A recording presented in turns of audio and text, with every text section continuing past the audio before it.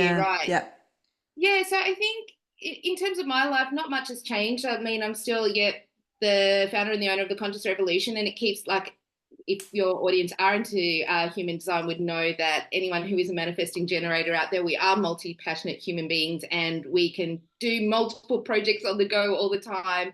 And I've really allowed that for myself more and more. So when you start going to other coaches or business coaches, a lot of the time they tell you, pick one thing, pick one offer, do it well, blah, blah, blah, and it's just like, that's the way you get successful. And it's like, I realized, well, there's caveats to everything, right? But us multi-passionate human design people who are manifesting generators are really here to have a lot of things on the go, doing work that we love. And my love goes across human design. My love goes across helping people within purpose-driven businesses. My love goes across still helping people find their purpose and direction in life and be able to build a purpose-driven business. So it's like, well, I want it all and I'm going to do it all. And so I really stood firm in that. And yep, since then, I've actually written in a collaborative book, been speaking on summits, so got in a bit of the speaking circuit. And yep, fast forward, here we are. So that's about 18 months worth of work. That's so good. I have to say, I feel as a manifesting generator who has not yet fully stepped into the power of being a manifesting generator. Well, consciously, maybe, subconsciously, I've just always been, on the go. I feel slightly envious. I think you juggle a lot of different hats though, Tina. It's part of Yeah, I life. do, and I kind of take it for granted. Probably from someone else's perspective, it might be, God, she does a lot, She and does I'm a like, lot. oh, I You haven't really haven't even do. started yet. What do you mean? um, yeah, so I definitely want to pick your brains a little bit more. I feel like maybe when we spoke 18 months ago, you were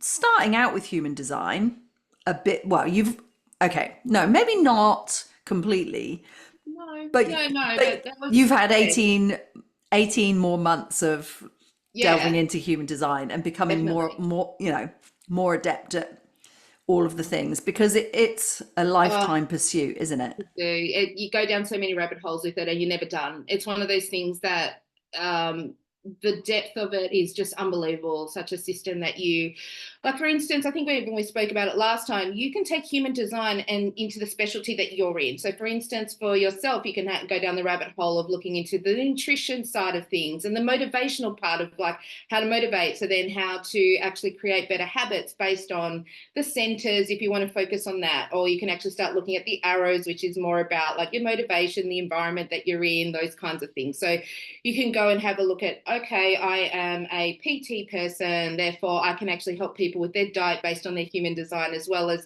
what motivates them, so I know how to train them properly, those kinds of things. And then for me, when I first started, I was like, well, I was a life purpose and transformation coach. So for me, I really got sucked into the whole part about life purpose and how to find that within your design.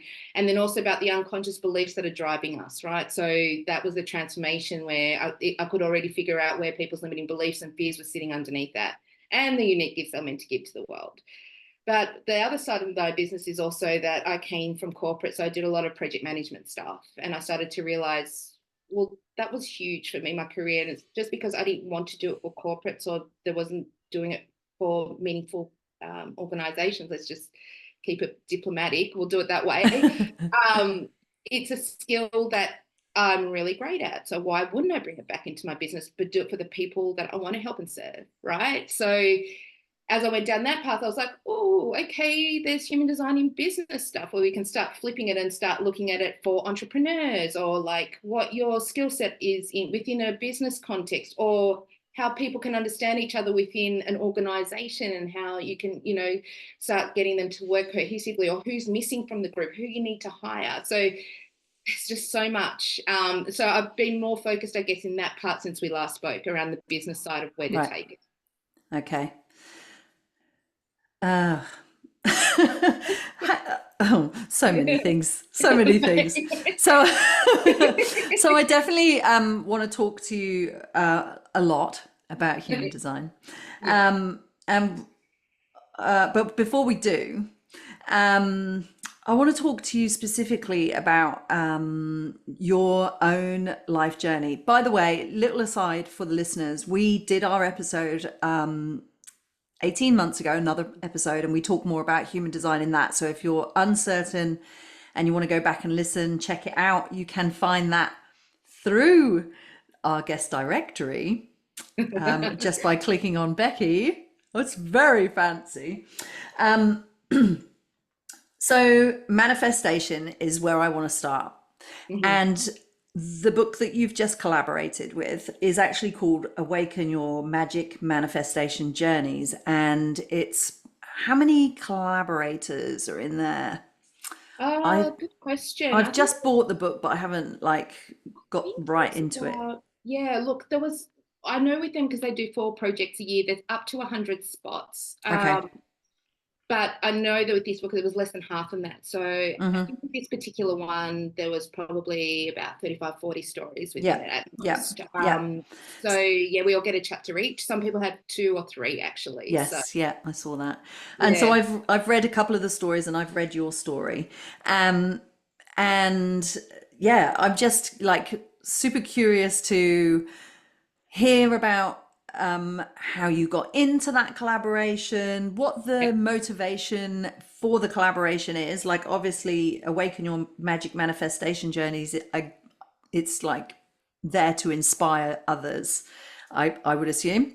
Um, yeah, about your story, and I want to just talk about manifestation a little bit.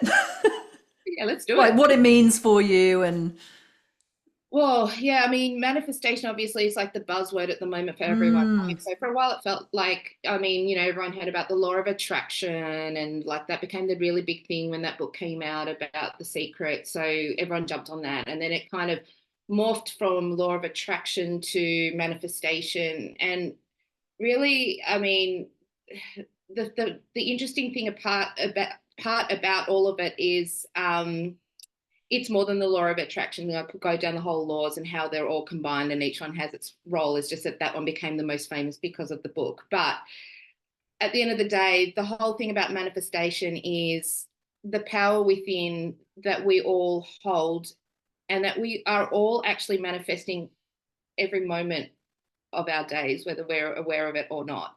All the good, the bad, and the ugly, that is, we are creating, we are the powerful creators that are creating that. So knowing that, it's like, well, when you become consciously aware that you're able to have that power to create anything you desire, then when you consciously want to create something, you've got the power to be able to do so, if that makes sense. So to me, that's really just knowing that we are all part of the universe, and there's a part of the universe within us. Our soul is connected to the universe. So once I understood the game, that changed for me and how manifestation works is that we're all looking externally up and out. Universe, bring me this. I really want that. But when you actually understand that we're all part of the universe and that our soul is inside of us, that's how we're creating, because it's already within to be able mm, to do that. And that was the biggest differentiator for me. So to understand that not something external to us that has the power to give us something, or not to give us something. mm, We're part of this system. yeah, yeah. And so your story in the book is called The Game of Life, I think, isn't it? Yes, it is. And so it started much earlier. Like obviously you had that realization at some stage, and probably it's becoming more relevant as well with human design. Mm, Well, I'm assuming. But you had this experience when you were what 7 or 8 years old, yes. where you were playing. Can you you tell the story? And So I like, do you guess, think that that actually connects to manifestation?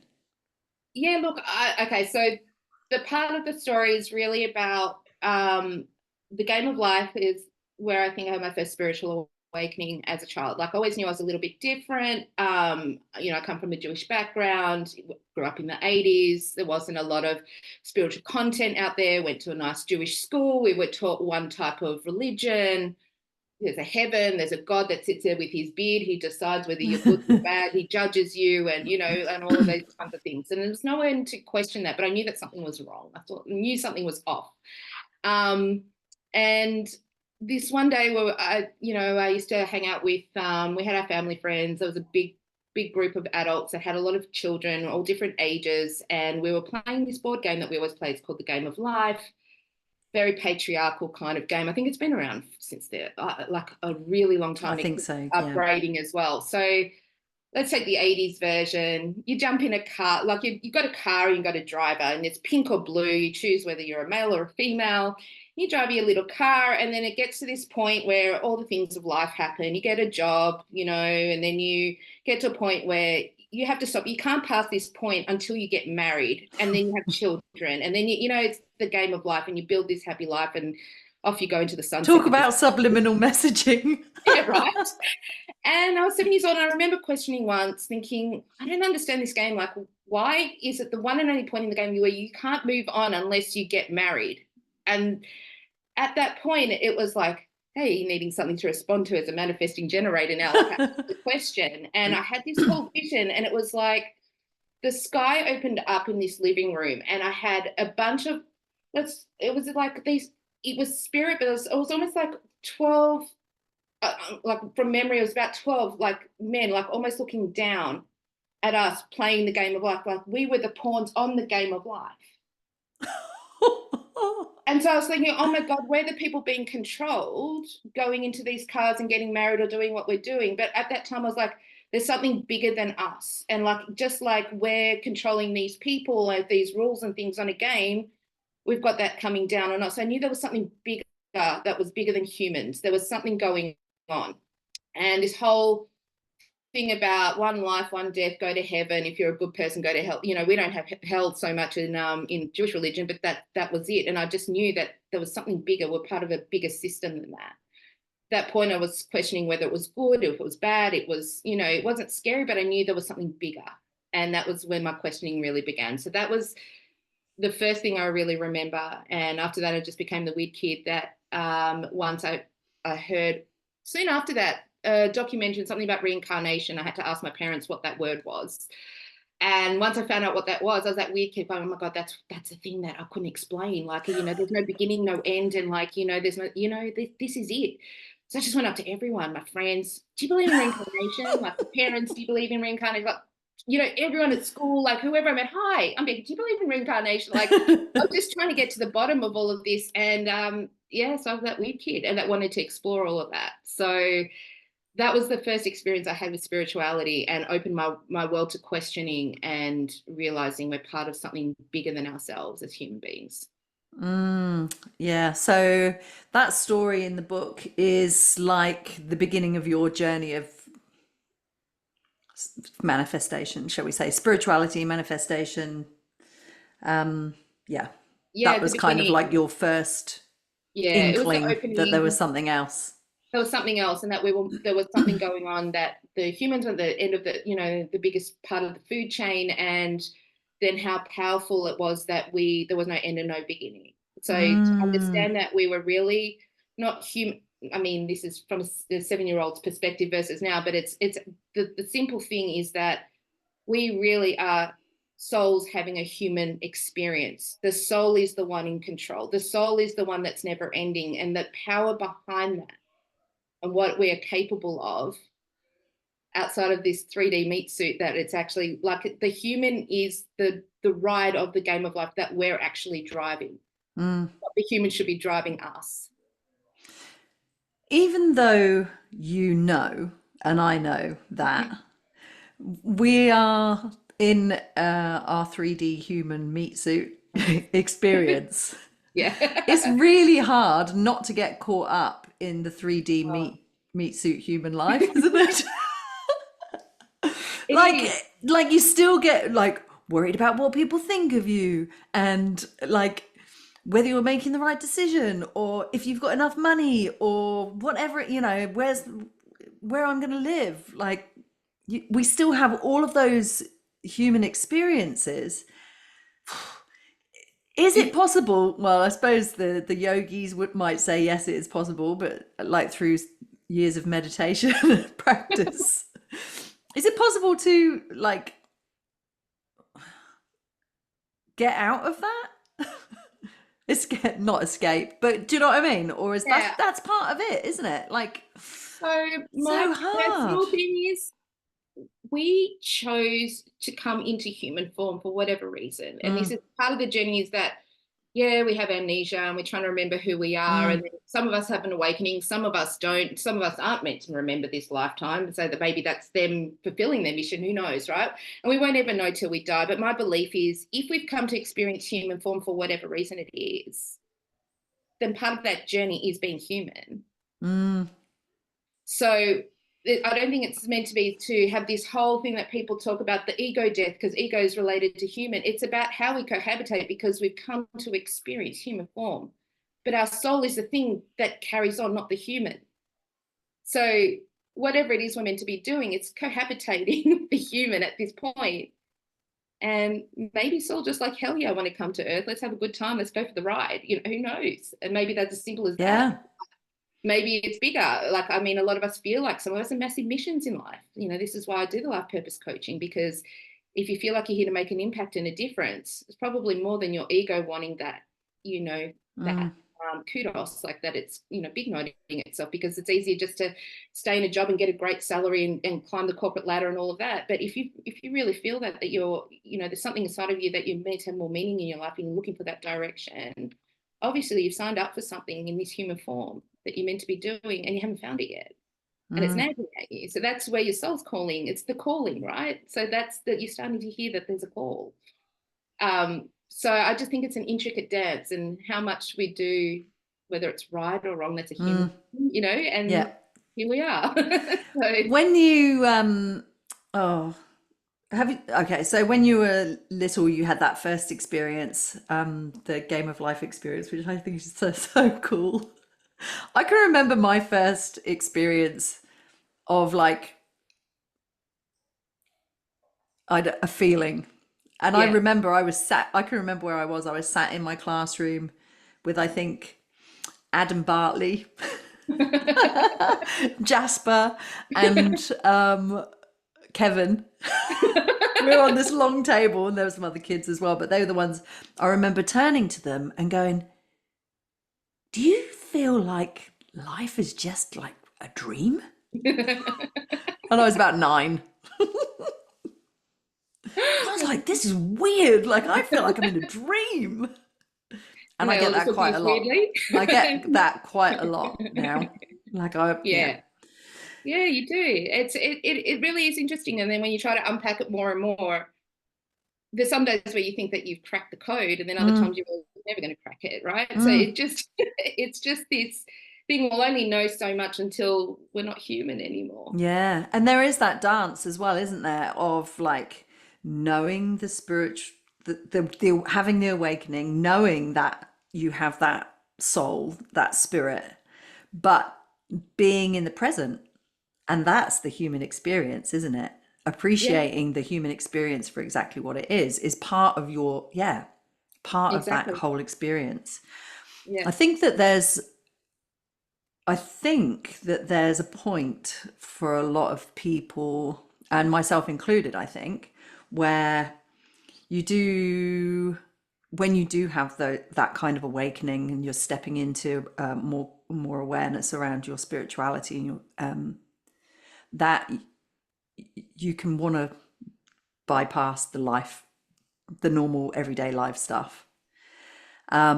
But then part of coming back into your normal everyday life and your presence is the integration. Yeah. 100%. Yeah. And some of the most, the greatest people that we follow, probably, through human design, myself through the gene keys as well, are totally normal. They Hmm. have these extraordinary lessons to teach other people about spirituality, but they're just getting about their normal everyday life. There's Yeah. no bravado, there's no moral high ground about it. Yeah. And that's part of that whole experience as well, isn't it? Yeah. I mean, I think that, a lot of the times we either teach because we've learned and we've transformed our lives from something that people are currently stuck in, and we know that we can offer something based on our life experience, or we're currently going through it and want to get to the other side, and it's Mm. part of taking people on the journey as well, right? So a lot of these people, I believe, like, they've been through and gone through to the other side, so they've got something to offer. I always say that too. It's like, you know, anyone who gets held back, it's like, oh, I really want to do this one thing when I know that it's my purpose, but I missed the boat. I need to go back and study. I don't have a degree in it or anything else. It's like that piece of paper means nothing compared to the life experience if you manage to navigate through it, right? So even with human design, I mean, I didn't go and get a degree in it. I don't have a certificate. Sorry, people, I don't. But it found me. It came to me at the right time. And I was able to grasp this information, and downloads I would get with my intuition. And the way I deliver it to people is something that they need, and it helps them to move through something. So, you know, I could get hung up on, oh, who's going to want to do this with me? Because I didn't go and I didn't get the certificate. Is there a degree in human design? There's no degree in human design. Like, do you question people's messages from the tarot, going, well, show me the places where you actually, you know, got the certificate to say that you're actually qualified to read my tarot? You don't. It's just the messages that they deliver is actually something that you need for yourself at that time. And it, you know, whether they went to Harvard or didn't, it doesn't matter. They were the messenger. So we've all got things that we have to experience, or, you know, the gifts that we get just come across out one way, whether somebody introduces you or you're just in the right place at the right time, you get that information. What you do with it, you don't need to turn it into something massive to be able to pass it on, because it's going to help somebody because you know what to do with that, or you've been through that situation. And that's a really big one I see a lot of the time, is that people feel like, oh, now I'm in my 40s, I'm getting either self, you know, going through that whole, like, I've got no purpose, I've got no meaning, I want my life to mean something, I want to leave a legacy, whether you call it self-actualization, whether you call it, you know, having an existential crisis, a midlife crisis, whatever that looks like. That's the point where, you know, that's usually when it starts, the calling comes to you. And astrologically, I don't know if you know this, you know, we're just talking about the north and south node in human design and how important it is, but that point usually hits people between 38 and 42. Astrologically, what's happening is Uranus for your American ones, Uranus for the Australian ones, is doing a 180 in your chart. And so, so it's got a 4-year span of when that's going to hit 180 in your chart. And that's the existential crisis awakening of that second act. So people can call it a midlife crisis. People can call it, oh my God, like, what am I doing with my life? You know, I've just hit 40 something and, like, you know, I've got nothing to, whatever that looks like. But there's that point when you're doing a 180, and that's the second act that you're coming into, and waking up to something that you are here for more, want to do more, want to be more. But then what happens is society says, well, you didn't study that. Look at you at 42. What are you going to do at 42? Go back to university? I don't think so. Or you got 3 mortgages and kids and did it, and, you know, and goes on. So it's this whole battle of how do we do something with that? But people want the life experience, right? They want to know that you've been through something, and that's how you can help them. Yeah. It's that midlife crisis. I don't like calling it midlife crisis, because I'm like, I'm not halfway yet. Thanks very much. No, I'm going. I'm pushing 100. I'm like, I'm going for the. Exactly, but even that, you know, like, if you have a look at there was that documentary, I can't remember who was on Netflix, that guy who went around and looked at all those cultures around the world, like the blue zones. Yeah, the blue zones, right? And most of them, what they said was why they were there. So, okay, some of them said because they had the olive oil in Greece and stuff, but most of them, what they actually said was, because I get up and my life has purpose and meaning. And the people who don't are the ones who actually start to die inside, right? So for them, they realize, Japanese call it ikigai, you know, you had Maslow called it his, you know, hierarchical needs. He found out that people want to self-actualize. It was this thing where we're born to give and to contribute and grow, right? That's actually the secret to living a long and healthy life, as well as looking after yourself. But that key piece that we don't look at a lot of the time, right? Yeah, that's a really good point, isn't it? Because I was in the shopping centre today, and I was queuing up to get the kids something for lunch, and there were a few elderly people, and some of them looked really unhappy. Yeah. And I feel like that they looked like, you know, that was their lot, was going through the same shit day after day after day, not having that. Or maybe they did when they were in their 40s have that moment of there's Yeah. something more, but they didn't do anything about it because they didn't know that they could. Yeah, because I think that midlife crisis, in inverted commas, Yes. it's almost like that. You get taken along with life, don't you, up to a point. I don't even know how old you are. You might not have hit this yet. um I can tell you. you can say yes. I have hit Four it. six. I'm going to be Oh, 46 this year, so I think don't I've look hit a that. Yeah, I think I don't have. look a year over 36. Oh, I love you, which is um good.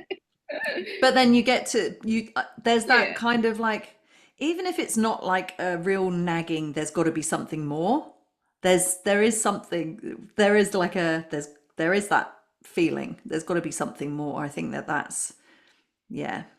And it'll hit people differently, whether you have children later in Mm, life, and all of a sudden you feel like, well, I need to be better for them. Or mm, some people, it might be that, they want to leave a legacy behind, or, it's slightly different language and nuances for different people, but it all leads to the same thing, that we mm, want to know that we came here, and not just meaning for ourselves, but like for me, I know for myself, and I can see it in my human design everywhere. Funnily enough, my incarnation cross is about the cross of service, which I didn't know until I started doing this. But for me, I want to leave knowing that I'll get into the more nuances later, but like that I've done something where there's a better tomorrow for some people. That I can mm. help, that I've left the place better than it currently is. And it doesn't need to be me that's pioneered this whole thing, but we can start making an impact to make the change happen, because probably what we're going to do isn't going to come together in this lifetime, but just to know that there's a few of us with the same goals, that we want to change things, and we played a part in that, instead of sitting back going, shoulda, coulda, didn't, oops, too late. Somebody else to do it. Who am I to try and change things? All these things that can hold us back. I'm only one person. Yeah, yeah. It's a big issue, isn't it? It's a massive topic. Yeah. In your personal life, Yeah. firstly, when you talk about manifestation, without knowing that you were a manifesting generator, Mm-hmm. I'd love to know if you think that being a manifesting generator helps you manifest more. Just curious, out of your personal experience, what are some of the things that you would say you have manifested in your Oh, life? I mean, you said we manifest everything all the time, for good or totally. bad. But is there anything where you've gone? Because I know that you said in your book that you wanted to travel, and you do a lot of travel, right? I do. Yeah, I do. Um, so if we talk about manifestation, it's like, are we talking about that I consciously wanted to manifest, or looking back that I did it unconsciously and it happened? Mm, Because there's stuff about, again, like we're saying, we consciously manifest and unconsciously manifest, right? When, some people might say it in the terms of, when you put your mind to something, I just know you're going to do it. Like, and that mm, might be, like we hear people like, muggles of society, do we call them that? Or somebody doesn't believe in this kind of magic, but it's just like, but there are sayings that people like saying, when you want to do something, I know that you're so persistent, you'll get it done, right? So is that manifestation? Is that mm, hard work? Do you get what I'm saying? yeah. Um, so I feel like the things that manifest with ease, that we don't have to really put effort into, we've all got an area within our life that we just know it takes care of itself. And that Mm, all knowing that it will be okay, and I don't need to put the energy into it, is manifesting. For uh-huh. instance, it was a great example when talking about in the book. I knew that I had no purpose and direction at that stage, and all I wanted to do was travel. I didn't care about going to university, couldn't give a shit. And my parents and the whole part about, you need to go get a degree, you need to know what you want to do and all these things. But I just knew that whatever I decided that I wanted to do, I could do it. Right now I just want to go traveling. So, and then my whole life opened up, And within that, one thing came to another, and how little jobs came together, and didn't even know that that was going to give me a path forward. Do you know what I'm saying? But I knew that, you know, whatever I chose, let's just say I decided I wanted to be a singer. I can't sing, but let's just say that, you know, your parents are going, oh, you don't want to do that. Do you know how hard it is? Like, you've got to be the best of the best.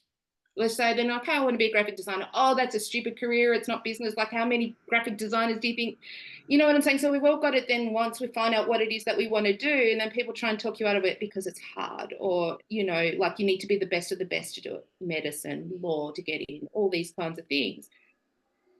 So I kind of knew that if I just did none of it without a degree, I would make it anyway. And you still got to be the best of the best of something. So once I figured out what that is, I'll put some effort into it. So now I want to go traveling, and the path opened up, and it was the easiest path. You know what I'm saying? There was no resistance to that. It just happened. And then from there, it's like, well, by 25, I want to own my first home. I just put it out there. 25, all these opportunities came, but it had to be, you know, certain things in my head that I wanted for my first apartment. Oh my God, it was the nicest apartment ever. It should never have been that cheap. You know, it just happened, and I knew it would take care of itself. So career was always taken care of. I'd always have jobs. If I didn't like it, I'd leave. Everyone would be like, what are you doing? Don't you need to get another job before you leave it? No, it'll take care of itself. I'll be fine. And then the things that then, what I was crap at was like going through so many toxic relationships, but then couldn't get my shit together to get, you know, it doesn't think, you know, whether I was never good enough for somebody else or all these other things. So then what happens is you start manifesting more of that. You know what I'm saying? Yeah. And so until I started to realize all of it was manifestation. What you believe and what you don't believe will all come true. Yeah. Yep. Yep. And that's why I say we're manifesting all the time. Yeah. Because That's really good. Yeah, really good point.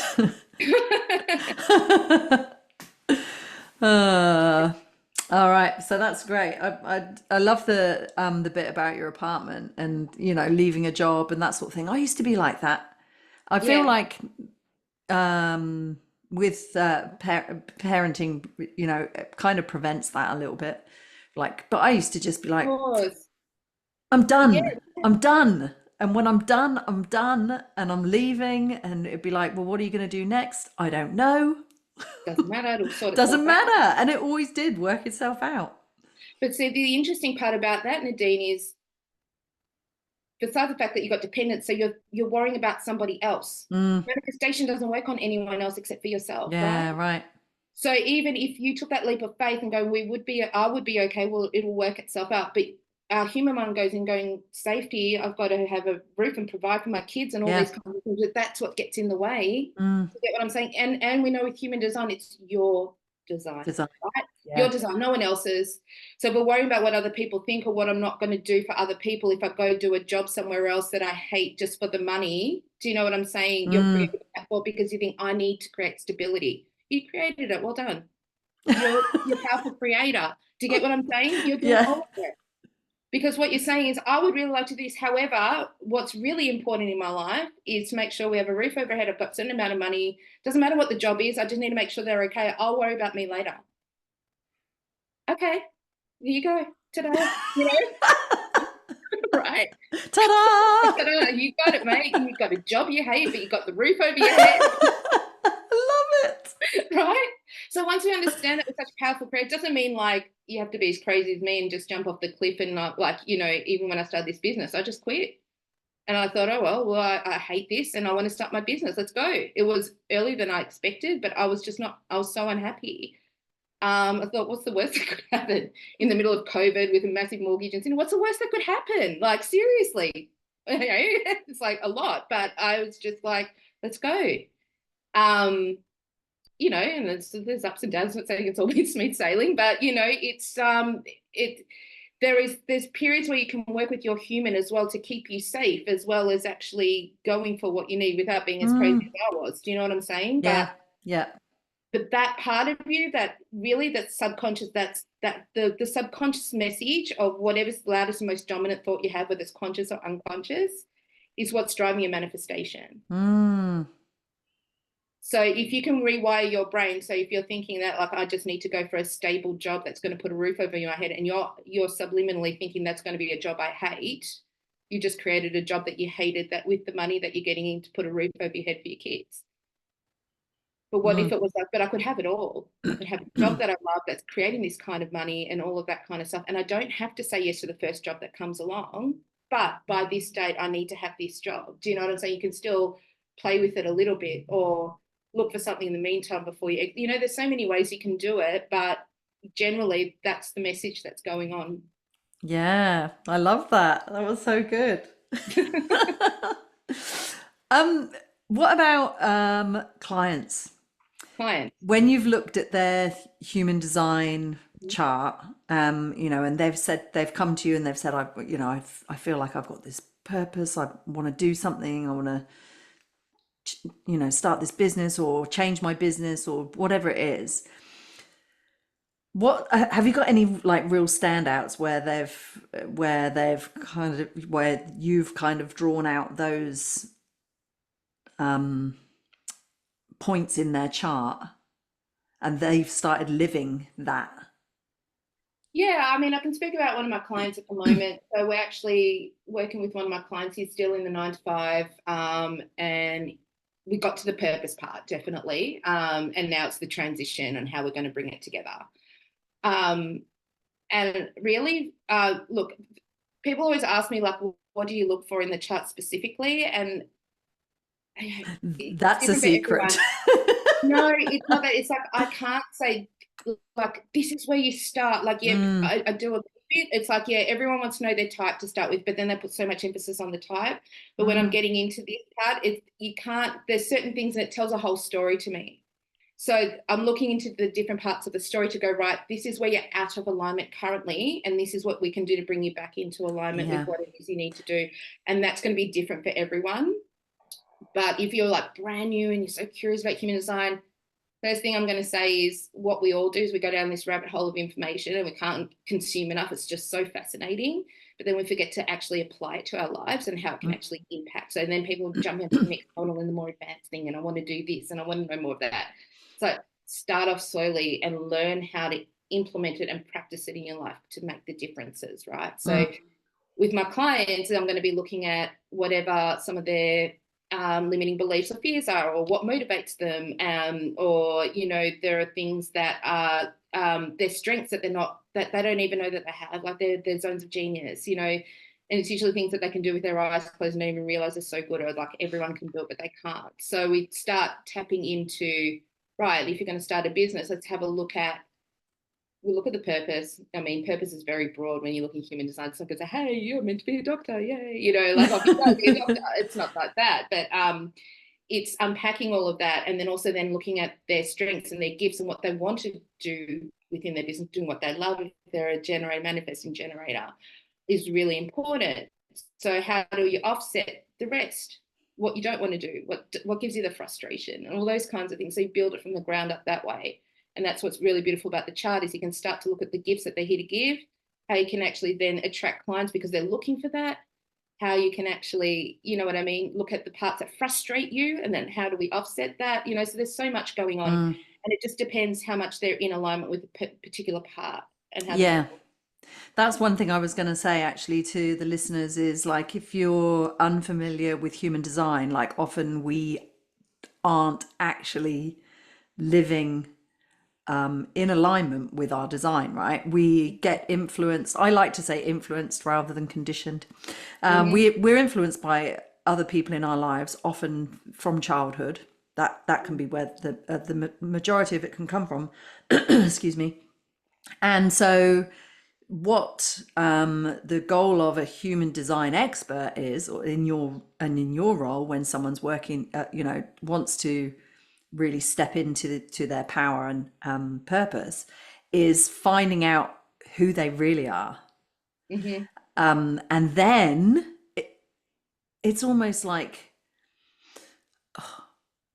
what is it? It's like allowing yourself to be yourself, which is Yeah. sometimes, well, for me, like that feels pretty scary. Especially because usually when we come back to that existential question and when that comes around in that, whatever we want to call it, we've had a whole life already. But we are Mm, waking up and we're going, who the hell am I? I don't know who I am anymore because that old person's falling away the wayside. You don't know who you're becoming. So you're in this like no man's land kind of thing and trying to figure that out, right? So that's the second act. Usually you're waking up to go, all this other stuff isn't me anymore. Um, and I don't know who I am anymore. So that I don't think you can be looking for purpose and direction without the question of solving of who am I really? Because who I thought I was is going.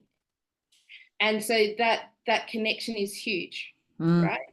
So that's why these tools like human design or any of those other things, what I love about human design more than any of those, whether you go do a Myers-Briggs, like personality is fascinating, and you go do all these other like little quizzes that I love all that stuff. I'm fascinated. I always want to know which one am I, when I'm doing the questions, what it's going to spit out. But those generally changes, you go through the changes yourself. So what you would have gotten on a Myers-Briggs at 20, you might not be anymore. Like I used to be mm, such an extrovert, like party, like need people around me all the time. Like I can't wait to get home and just have my quiet and like no one around me. It doesn't mean I don't enjoy people's company, but I would never have a minute's silence when I was in my 20s. I didn't know how to be on my own that much. And so I think if I did the test then versus now, it'd be very different, so that personality changes versus this is your DNA. This mm, is this is everything of who you signed up for this lifetime, and it isn't something that changes over time. It is you. I know what you're doing is a little bit more of the with the transits and all that. yeah. That's a whole nother kettle of fish. But let's go with the normal human design for a moment. This is where you're born on the planet at the time, and that gives you that birth date. But then looking into your DNA is set within your body 88 days before you're born. That's how you get the design, right? That's your Mm, DNA, mm, and that cannot be changed.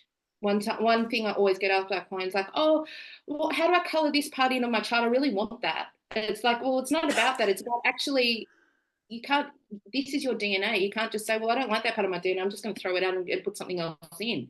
It is who you are, and it's about accepting who you are and the gifts that you've been given and working with the life lessons you've chosen for yourself and what you need to learn, right? So that part doesn't change. It's just about how you fall in and out of alignment, because we're human beings in this 3D meat suit trying to navigate this world, and it's never perfect. mm, But there's always parts of your charts that are going to mean more to you at certain points. mm. One thing that I've really found useful recently is when I come up against something in someone else that triggers me, Mm-hmm. how that can actually be used as a tool to help me find that place in myself that I don't accept yet. Yeah.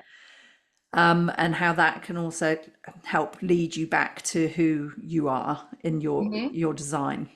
I 100%. found that a really interesting and uncomfortable Oh, it experience, works but always. Yeah. very, very useful Yeah. to, like, why is that, if you, whatever it is, judgment or being offended by someone or, someone making me angry, which doesn't actually happen as much now, interestingly enough.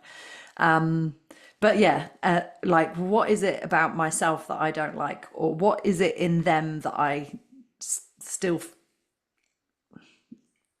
what is it I see in them that I have in myself, kind of thing. Yeah. Yeah. That you haven't resolved, or Mm, whether there's something that, yeah, or a trigger when it comes through, it's usually they've hit a nerve of some sort for yeah, some reason. So, there's a little bit more work to do that, where you think that you've resolved something yeah, usually. And yeah. you're like, here it is. Excellent. Here it is again. Here we go again. Yeah, I find that really really helpful. Yeah. Okay. I want to ask you. I want to get in. There's a big question I want to ask you. Like, we Yeah. haven't talked quite about as much about human design specifically as maybe we thought we would, which is okay. We can have you back again. Come back. That's okay. What I would love to know before this big question, if you're okay, we're actually, like, because we started a little bit late. Are you A little bit okay? later, yeah. Are you okay for Yeah, time? yeah. Okay, I'm cool. good. Yeah. When you first found human design, Mhm. how how out of or in alignment were you with your design? Were there bits in it where you were like, where you've had to really step into it? Are there bits that you still haven't? Oh yeah, 100%. I think we go in and out our whole lives in different areas, which is really interesting. It depends where you're going to. Like for instance, I'll answer. I'm going to keep doing this. We jump around like manifesting generators do. We skip things, keep coming back. But I'll answer. So when I found it the first time, I know that it was fascinating, but there was so much to absorb that I just looked at it and went, holy crap, this is too much. I don't know where to start. I don't know what's going on. And most people that I know who's actually come into starting to do human design within their industry look at it and went, yeah, not for me. Thank you very much. Fascinating, but no, and close it down. That's what most people do. If you're saying, everyone who goes, here's a free chart, off you go, and you just start reading all this, and you're like, well, there's all these like shapes and this and that, and oh my God, I don't know what I'm staring at. Like, where do I start? And that's the problem, right? And so the first few times I tried to absorb it, I didn't quite get it. And then I just thought, yeah, this isn't for me. And then one of my friends pushed me. He's like, I don't know why, like, you're going to love it. Come to these workshops with me. There's a 3-day challenge. And I was like, I don't think so. And he insisted. I'm like, fine, let's do it. And I was like, oh my God, because it was actually a workshop that broke things down and what to look at in your chart and where. So the fact is that because I'm still an eternal student of human design, new things keep popping up and more and more and more that I can go all the time, right? Because I'm looking at it from a different lens, whether it's a business lens, whether it's a transformation lens, a purpose lens. So you can revisit centers and it can have so many different meanings every time, right? So when I did this course, what I realized was for how long my gut as a sacral was working for me. And unconsciously, when people ask me questions, I would always respond with a yeah or nah. Like if people ask me all my life, yeah, nah, or nah, yeah, like something good or not. And I remember one of my exes turned around and said to me, it drives me crazy that you always say no before you even hear me out to the fullest thing. I said, because it doesn't feel right. It doesn't feel right. I'm not saying I'm better than you or I'm dismissing it or what. It just, for me, it doesn't feel right. So I was going, oh, yeah, no, because I was reacting from the gut and I could feel that movement. I was going, repelled, no. Or yes, hell yes, and then I'd be like, I'd jump on things, getting really excited, getting into something like they just sold me at hello because it felt good in my gut. And I was like screaming, yes, I'm going to do it, And I didn't realize that I'd been living a lot of my life like that before. But I could also see when my mind took over certain things, or I could see the undefined, heart or the ego center that having to prove myself to people all the time, my value and worth in terms of relationships, or things like that. So I could see where the wounds and where a lot of the work had been done, and the undefined head that I've got still gets me in business. Like I just, so it's one of those things that I've really got to be conscious of, where I know now I'm much better off working with bouncing ideas off another human being or how to integrate that. So it's helped me to do that more. But when I'm on my own, like I'm not going, here we go again. Like, I've got to go do something different to get inspiration from without rather than within. And sometimes I sit there spiraling, because it's not the day to be doing it. And then I get frustrated. And then, the world starts all over again. But yeah, I think we all know kind of once we have this information, there's a lot to digest, but then you can see in and out of alignment in certain parts. But we're human, so there's always going to be something that's out of alignment. But it gives you a tool on how to correct. Yeah, definitely. Yeah. Well, I definitely do want to talk to you more about human design, but well, and I guess this is kind of human design-ish, but it's more of a running theme.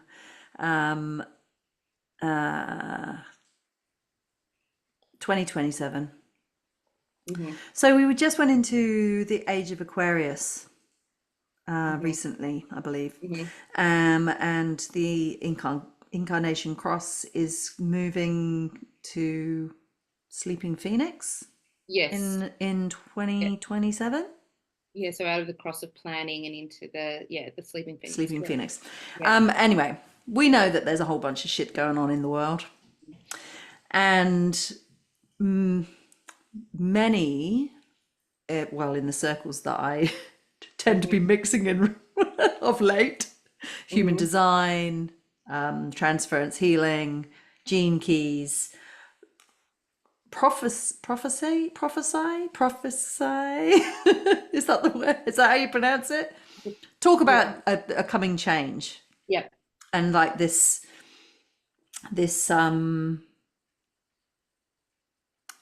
shift from a shift for humanity, basically. Mm-hmm. Just a small just a small topic to finish with. Just Yeah. love to hear your take on it. Like, obviously your business, the conscious revolution, you know, you're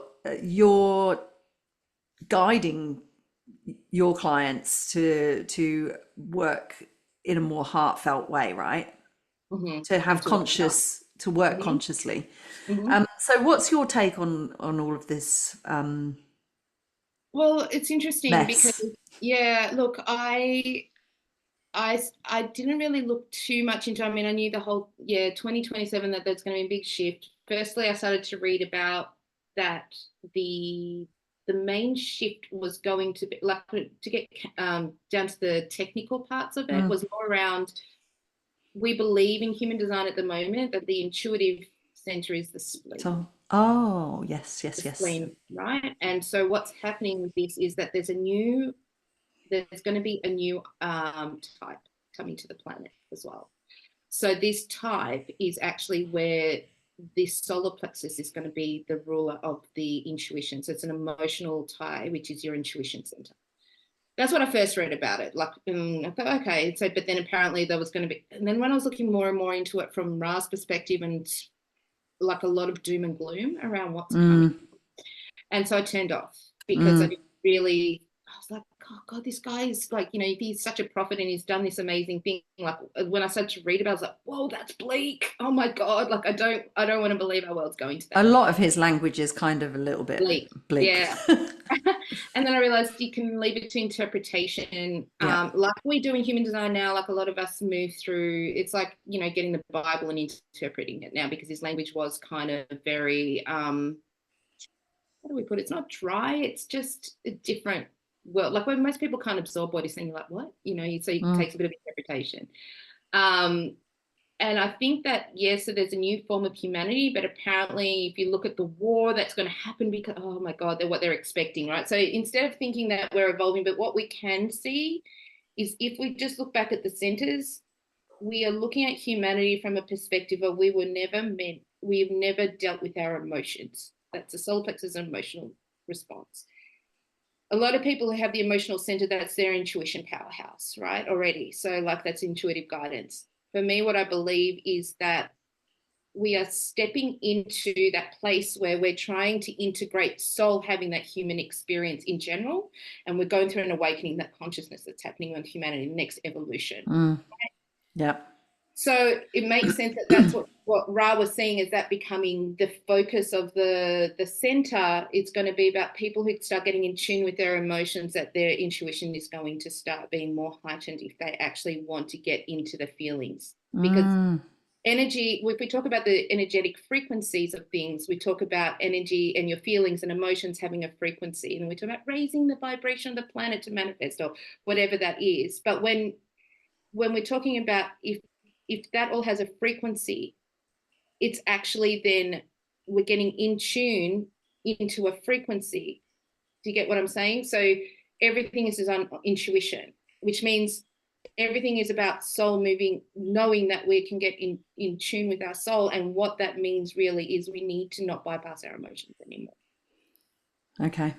And I really feel like that's what's really happening on the planet. We're getting more sensitive to people waking up. Don't listen to the news. Watch what you consume, not just food-wise, like all of it. Pay attention to how it's making you feel. It's toxic. Yeah. You know what I'm trying to say? Yeah. So I think that's what we're really seeing at some level on the planet right now is that people are waking up to something doesn't feel good anymore. Yeah. We can't listen to these authoritarians. We can't, and it's starting a kind of revolution. Do you know what I'm saying? There's a split. And I think that is 2027, what Ra was seeing as the split and a new type of human it kind of aligns with what we can see coming at the moment. How it plays out, I don't know. Yeah. By that stage, there is an evolution coming, and there's a split and a divide, and it always gets uglier before it gets prettier. Like that much. Yeah. Yeah. I don't know what your thoughts are, but I don't listen too much to what the community is saying at the moment. I try to tune out that noise, and yeah. Yeah. Look, I don't. We don't have TV, so I don't watch the news or anything like that. But you know, like there's obviously some there's lots of stuff going on, and that, you know, there's war and there's chaos, and you know, there's now in the UK there are riots happening over certain things, you know, so there's, and like it definitely feels to me like there is a building energy behind all of this, like that it's like, and it's almost like it almost feels like it's getting to a point where it literally, we can't keep going on like this. And maybe that's where that divide happens, where it's like, you know, there are those people that are waking up, becoming more aware of, as you said, and that, yeah, that divide might take a long time, right? Like it's not necessarily one lifetime's worth of change that will start to occur. No, but I don't it's think like, it's constant though. If you have a look back in time, I mean, what was COVID really? Like that's when we really thought, oh my God, this is really happening now. yes, But then it does, and then it's like, oh, and then there's the new normal, you know, and everyone goes back to whatever. But then there's another, you know, and then it's like, oh, this is it. Everyone's going to wake up, and it's like I think there's just waves of awakening. yeah, Awaken in stages, and it's like almost every 4 years. I mean, this is it, like 2020 to 2024, we're seeing some stuff bubbling again, you know, and then it's probably going to be full out by 2027, and everyone's going to think this is the big change, and then, oh no, we're just like, you know, settle back into whatever. So but it slowly does evolve over time. yeah, It compacts, you know, like yeah, doesn't say. So I feel like Ra saw something huge, and there might be another big incident that we don't know, 2027. But yeah, I try to believe it's just the next evolution. yeah. Oh yeah, for sure.